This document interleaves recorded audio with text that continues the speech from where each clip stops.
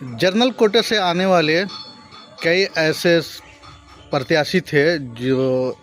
चक्रधरपुर नगर परिषद के चेयरमैन बनने का इच्छा पाल रखे थे, लेकिन उसे उस वक्त झटका लगा जब ये अध्यक्ष पद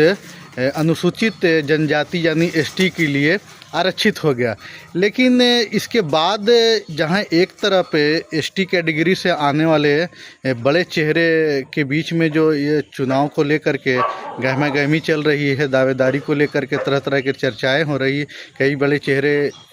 सामने आ रहे हैं। इससे इतर एक और दिलचस्प चीज़ अभी जानकारी मिली इस बारे में कि जो ऐसे जो थे जो जनरल कैटेगरी के थे और जो अध्यक्ष बनने का इच्छा रखते थे, लेकिन वो अब चूँकि एसटी रिजर्व हो गया तो वो चुनाव नहीं लड़ सकते हैं, तो अब वो उपाध्यक्ष बनने की कोशिश में है और उपाध्यक्ष बनने के लिए वो वार्ड पार्षद का चुनाव तक लड़ने के लिए तैयार है। और इसको लेकर के राय मशवरा चल रहा है और विभिन्न वार्डों में उनका निरीक्षण चल रहा है और वहाँ सीट ऐसी सुरक्षित सीट तलाशी जा रही है जहाँ से वार्ड पार्षद बनने के बाद वो उपाध्यक्ष तक का पहुँच सके, उपाध्यक्ष की कुर्सी तक पहुँच सके। तो ऐसे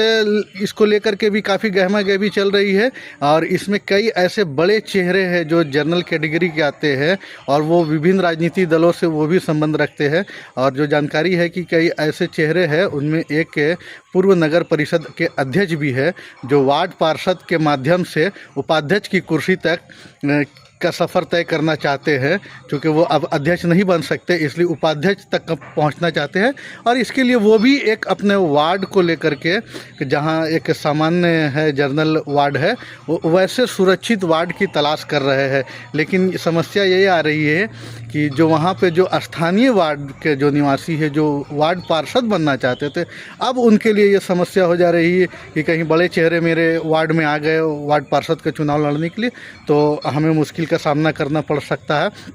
लेकिन एक तकनीकी पहलू आपको इसमें हम जानकारी दे दें कि अध्यक्ष का जैसे चुनाव लड़ने के लिए या वार्ड पार्षद का चुनाव लड़ने के लिए चक्रधरपुर नगर का मतदाता होना ज़रूरी है। लेकिन एक व्यक्ति जो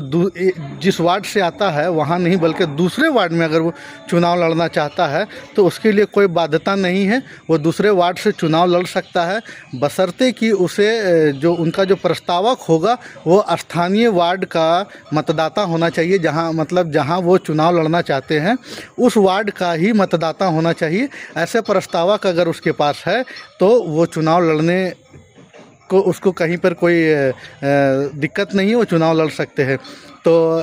ये आप समझ सकते हैं कि अध्यक्ष को लेकर के चक्रधरपुर में कितनी ज़्यादा सरगर्मी है। और अब उपाध्यक्ष को लेकर के जो नई बात सामने आ रही है कि बड़े चेहरे लोग हैं और वो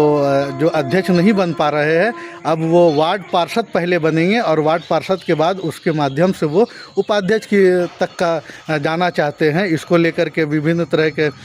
वो लोग तैयारी कर रहे हैं, सुरक्षित सीट तलाशा जा रहा है। तो कुल मिलाकर के अध्यक्ष और उपाध्यक्ष दोनों का चक्रधरपुर में जो चुनाव होगा नगर परिषद का, वो बहुत रोमांचक और दिलचस्प होगा। तो हमारे साथ आप सीकेपी टाइम्स के साथ बने रहिएगा। हम आपको आने वाले दिनों में और भी इस तरह से जो अंदर की खबरें होगी, जो कुछ पुराने इतिहास होंगे नगर परिषद, जो चक्रधरपुर नगर परिषद है वो पहले नगर पालिका था, तो नगर परिषद कैसे बना और उस बारे में हम आपको डिटेल में बताएंगे अगले वीडियो में। फ़िलहाल के लिए सीकेपी टाइम्स के लिए मैं साजिद, धन्यवाद।